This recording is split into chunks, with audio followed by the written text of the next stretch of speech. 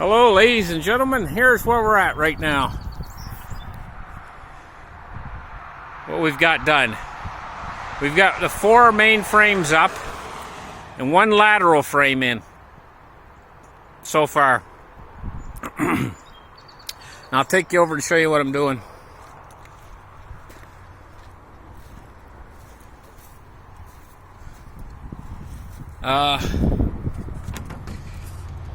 As you can see, these particular bolts right here are 1/4 inch size, and they go down through and through the roof on the inside, where they got a washer on the top and they got a washer on the bottom, and the washer on the bottom is a little bit bigger than the washer on the top, and the washers are meant so that when they tighten the bolts up, they don't pull through the roof.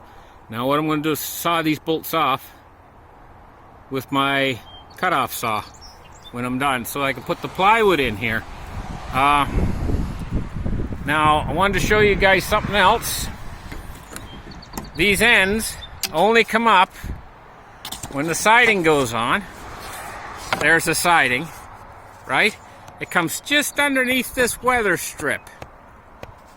See if I can see the amount that's under the weather strip. Just under the weather strip is what you want. And it's that way when the door shuts. Okay, I'll shut the door and I'll show you. Okay, so we got to put the siding back on, and you can see it's just underneath the door. It's a nice tight fit.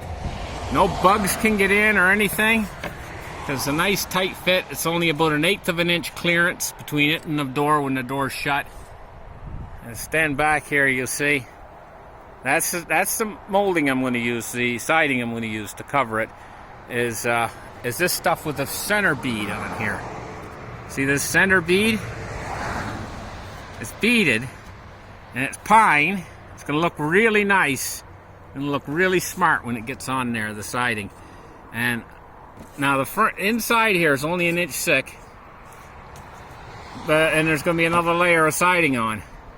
And so on the outside, right here, what I'm going to do is I'm going to cover this wood right here with 6mm plastic barrier.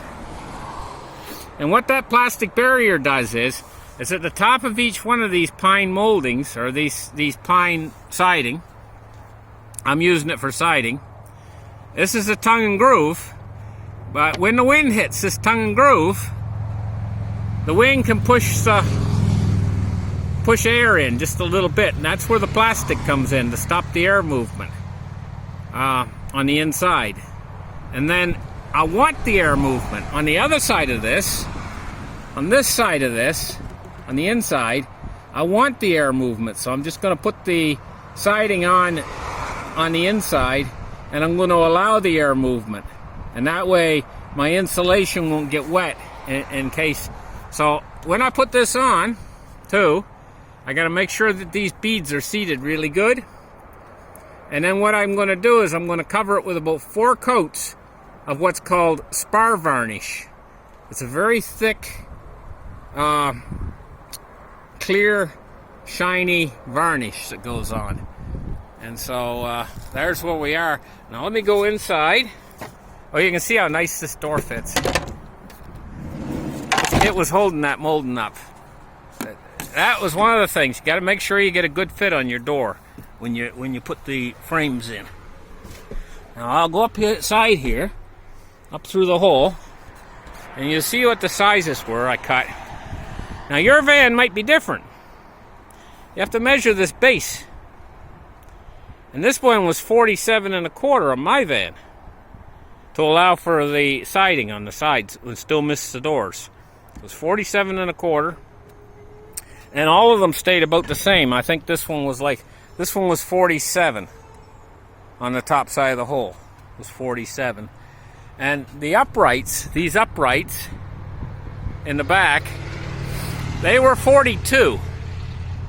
And then the next one was 40. And then the next one was 38 1/2. This one. And then this one was 37.5, I guess, or 37. No, it was 37, this one. And this one was 37. Now up here in the front, I'm gonna have to put a a piece that goes across there like that. It goes, but it's gonna be like 2.5 inches, or I mean 1.5 inches thick. And I gotta bolt it down. Now, I'm not gonna use these bolts. These 1/4 inch bolts, they're not strong enough. I'm gonna use 5/16 bolts, which is the next size up, to go across the front to hold that piece down across the front. And then another framing member is gonna come from there up to this corner up here on a slant. And that framing member, I'm going to make it out of probably 2x4 on the two corners here in the front. And I'm going to tie them in real heavy in the front here. And the reason why I have to do it so heavy in the front is because of the wind. Wind is tremendously strong, and so I'm gonna put extra beef in the front of this thing, more so than in the rear. But you can see with all these bolts, got one there, you got one there. Get another one there, another one there, another one there, another one there, another one there, another one there, another one there, right through in the inside of the roof. This thing ain't going nowhere unless it takes the vehicle with it. Okay, listen guys, you can see about how far I'm got with this thing now, and I'm going to continue working this afternoon. This has been my update on the project. We'll sit down here and I'm going to show you guys the hole. It's a lovely day today. It's amazing what a nice day it is. There's our hole. And our hole measures 32 long. And I think it's, was it 22 or 21.5 wide. And that's easily wide enough to give access to this upper space. Now, you're probably asking me. You're probably asking the question. Shine this thing on my bike for a minute. You're probably asking me the question, how on earth are you going to be able to get up there if you got a bed up there? Up through that access port. How are you going to do it?